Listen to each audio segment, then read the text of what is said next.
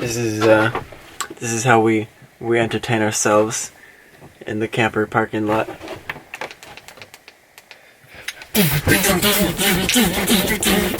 Ooh! Leopard guy, this is St. Patrick's Day, man. We just have to walk St. around with Patrick's that. Day rave! Well, maybe we should actually get real rave music.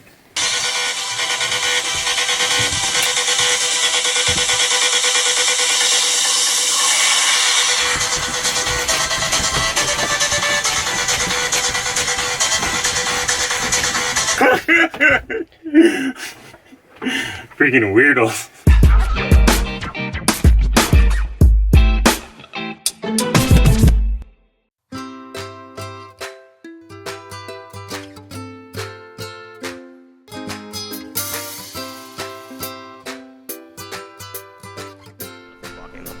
Here we are at Blarney. I'm still pretty tired, so I need a few seconds to get the history down. But there is something called the Blarney Stone. Said that if you kiss it, I don't remember. What happens, Dave, if you kiss it? You get the gift of flattery. What? Flattery. You get the gift of flattery. Well, does not like why do you need that? I already have flattery. I'm not gonna do it. No, it's like a thing that people do is they come to the Blarney Stone and they kiss it. Well, fair enough. So yeah, that's how the death plague first started, people. Some people started kissing a stone. They started spreading around, and now the death plague, the dark ages happened. Regardless, we're here. We're gonna do some walk arounds. I forgot the gimbal, so yay. You forgot the gimbal? Yeah. I just realized that. The number of times this guy's forgotten the gimbal, and we had to walk back to the van for it. At the end of this trip, we're going to clip together a montage of Alfred forgetting the gimbal and us walking back to the van to get it. Now we have everything. We can actually go see the castle.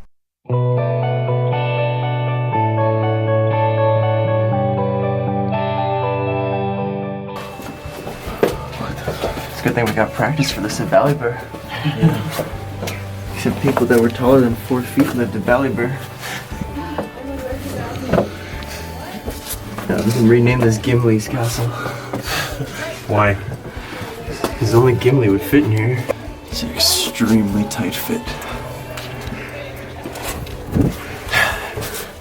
It just keeps going. How you feeling, David? I'm pretty good. Are you claustrophobic? No. That's good. Yeah. Because otherwise you'd have some trouble right now. Oh yeah. Just a little bit.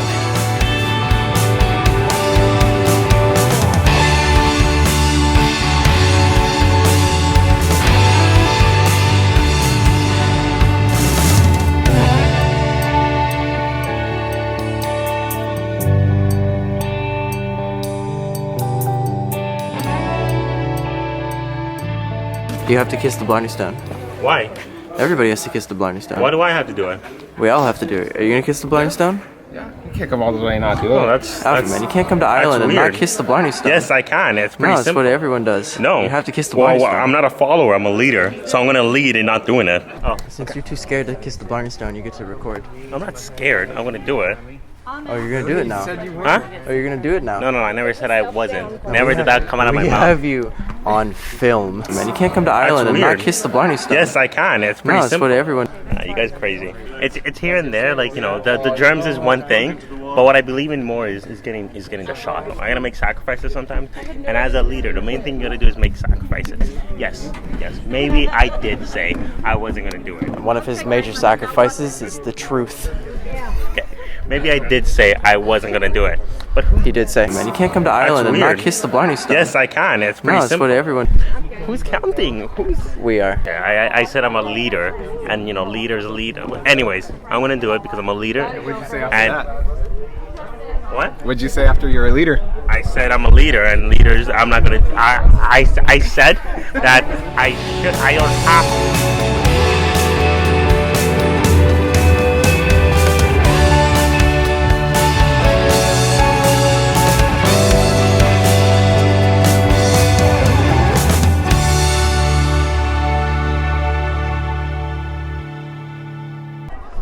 Our timing was perfect. If we had done that a minute later, then look at that. all those people. That could have been us.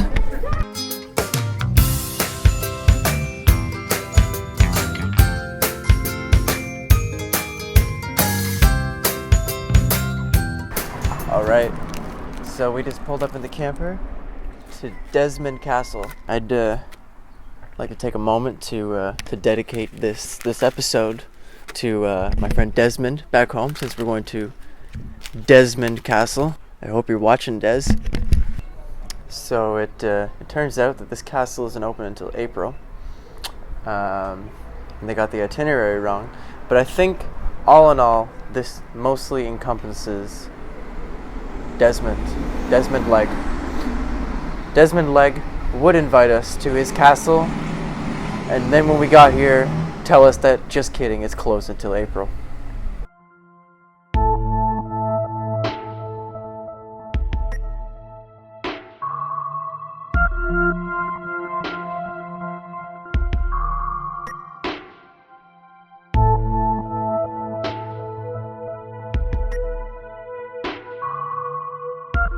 So we were driving along the route. It was pretty cool. We were driving along the coastal line right here, and we were seeing this in the background every second. I just wanted to stop, take some photos, fly the drone. But here we are at Charles Fort. So we're gonna do some cool explorations. We're gonna show you guys more of it. So let's go. So there were always fears about a possible invasion or attack. Particularly, you had many Anglo-French wars from the late 1600s when this was built down to the time of Napoleon.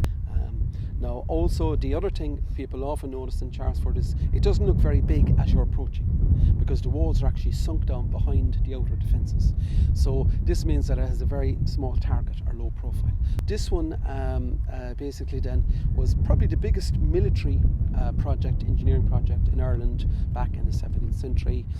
You had over 1,000 men working on it. They worked 14 hours a day for the princely sum of 6 pence, which was kind of standard pay for the time. But don't feel too bad for them, because they had plenty of tea breaks and stuff as well along the way, you know. In some ways it was the ideal location, because you have a very commanding view of the harbour here, and you also have control of the channel. In other words, larger ships have to sail within about 200 yards of the guns here in Charles Fort. So it's very strong on the seaward side, and it was never attacked, in fact, from that side. Now, the problem with Charles Fort, however, while it's very strong on the seaward side, it is much weaker on the landward side. 1690, now that the fort was completed just in 1683, so in 1690 the fort was involved in the wars between James II and William of Orange. That war lasted from 1689 to 1691. Now, the Boyne is the most famous battle, but there was also a siege here in the south in Kinsale, and they attacked it from the landward side. As you could imagine, that was the weak spot, and it was a fairly short siege overall. It lasted for just 13 days, and when that happened, then the garrison here actually surrendered before the final attack could come about. So because they surrendered pretty quickly, they got very good terms. They were allowed to march out with their colours and with their bags, so it was an honourable surrender. So that was the siege of Charles Fort in 1690, and that was the only time that the fort was ever involved in any action. So some people, of course, say it has a very poor record, kind of one attack and one defeat. But to be fair, it was quite strong on the seaward side. It was never attacked from the sea, and it remained important down to the time of Napoleon, really. And the big fear about Ireland was that it could be the back door to get into England.